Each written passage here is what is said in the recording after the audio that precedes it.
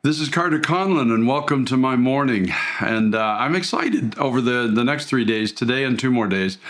I want to go back and I want to repeat some things that I've already talked about. I want to focus on the life of Peter, but in the context of Romans chapter 8 and verse 28. I want to hopefully show you and myself that all the things that God allows into our lives are training us for a purpose that is bigger than we can understand, and it's not in the way that we think it should be done. We all have preconceived notions of the way God should train us and teach us, and we'd all like it to be in a group where we're studying the Bible and suddenly, you just have all this revelation and it transforms our lives. Now, some of that is true, but the training of God is much deeper than that. I want to leave that thought with you. We're going to talk about Peter's life in the context of Romans 8:28. Let me read the verse again. And we know.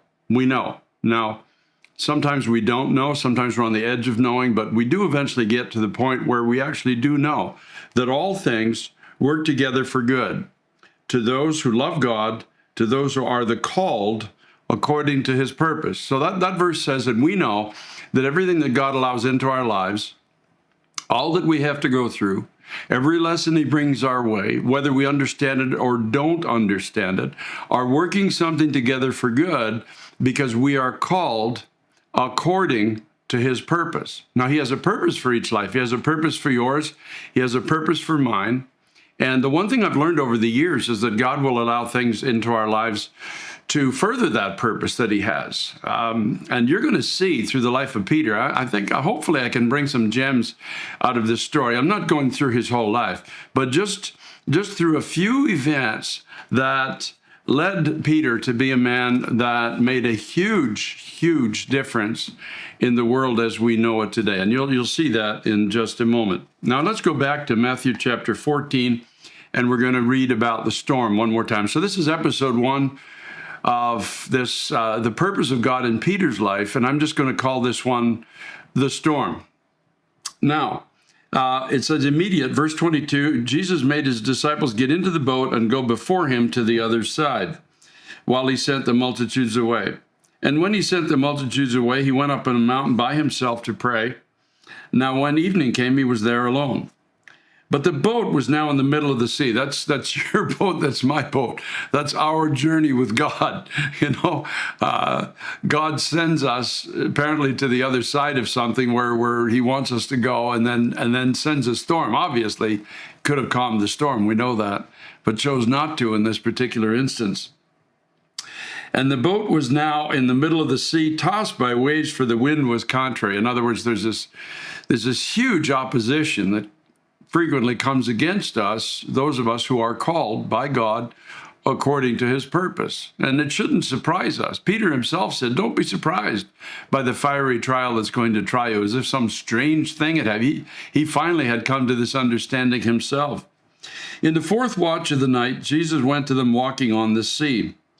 And when the disciples saw him walking on the sea, they were troubled, saying, it's a ghost. And they cried out for fear. I mean, I shared earlier in a devotional that it was a maritime lore, in a sense that if you're about to drown, you'll see the netherworld, the spirit world will approach you. Some kind of apparition will come your way. Most likely that's what they were thinking at the time. But immediately Jesus spoke to them, saying, be of good cheer, it is I.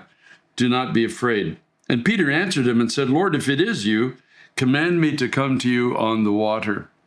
Now, this was his own thinking. Where that came from? I mean, wouldn't we be inclined to say, Lord, if it is you, stop the storm? That's what we always say. God, if you are here in my morning, like I'm going through a storm right now, Lord, stop the storm. Like it's not really in our thinking to say, Lord, command me to walk towards you on the water in the middle of my storm. We want to get out of our storm. Like we have a Wednesday night worldwide prayer meeting, and the majority of prayer requests coming in are not of this ilk. The majority of prayer requests are, God, get me out of the storm, in the context of that's the purpose of God, to help me escape this storm in my life. But Peter had an understanding. I don't know if it was God-given or he was just impulsive, but he said, if it is you, basically he's saying, take me take me into, let me walk above the storm. I mean, I don't even know if he knew what he was saying, but he had such a hunger for God, such a love for God.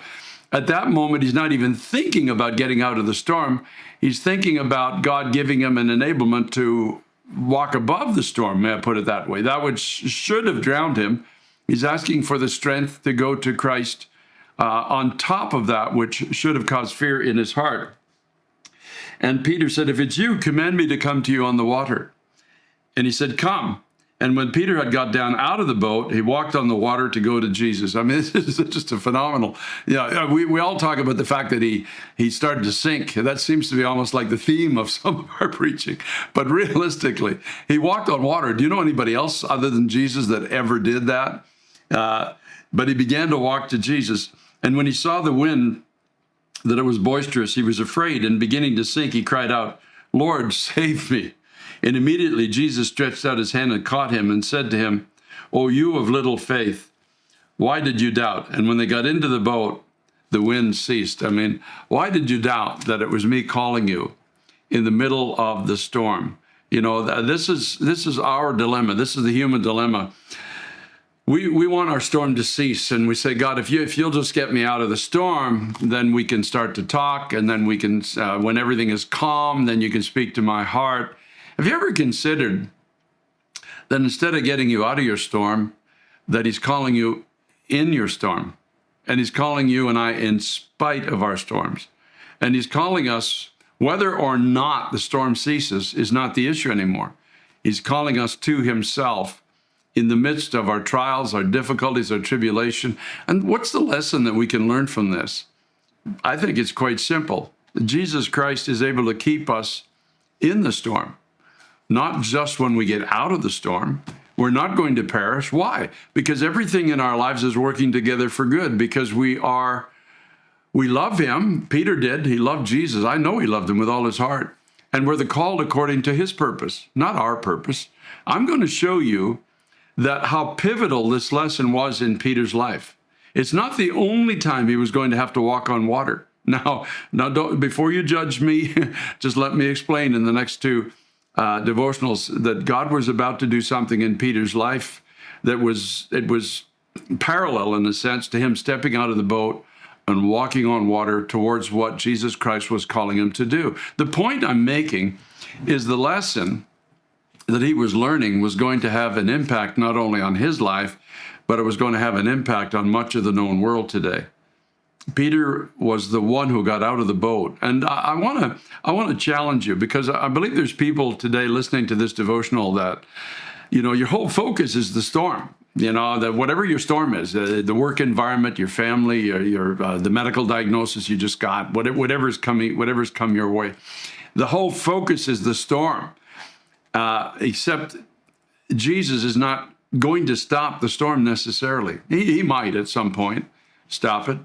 But have you ever considered that the calling of God on your life, the storm might have something to do with that calling? The storm that you're in right now might be teaching you something that you need to learn for the future. For example, when our house burned down, our farmhouse that we'd worked on for 12 years to renovate and bring it to the state that it was in was pretty well finished in a sense, like repair-wise and renovation-wise, only to have it burned down. For God to be able to teach us the principle that your security and your safety is not in the things of this world. I can take it from you and I can give it all back. Carter, I want your trust to be in me. And I've learned over the years, all things do work together for good. I've learned that going through sickness, going through trial, going through the loss of certain things, going through heartache at times, has all worked together for a purpose. Maybe the purpose is me speaking to you today. You know, maybe it's that simple, but yet it's still that complex. I mean, have you ever thought that all these things that God brings us through are for a purpose that's beyond our understanding, and for a calling that we wouldn't consider if he didn't bring us through it, for something that we wouldn't even see as valuable in a sense if he didn't teach us that it is valuable? I think it's just amazing. I love the thought that all the years of what I've been through, all the years of what I've endured and been blessed with, Do you ever think it might be just for you?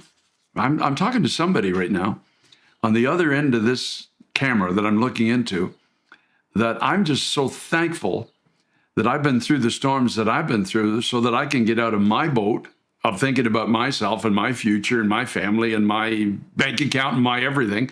And I can actually go through the camera today into your living room. And my focus is not about myself. It's about you.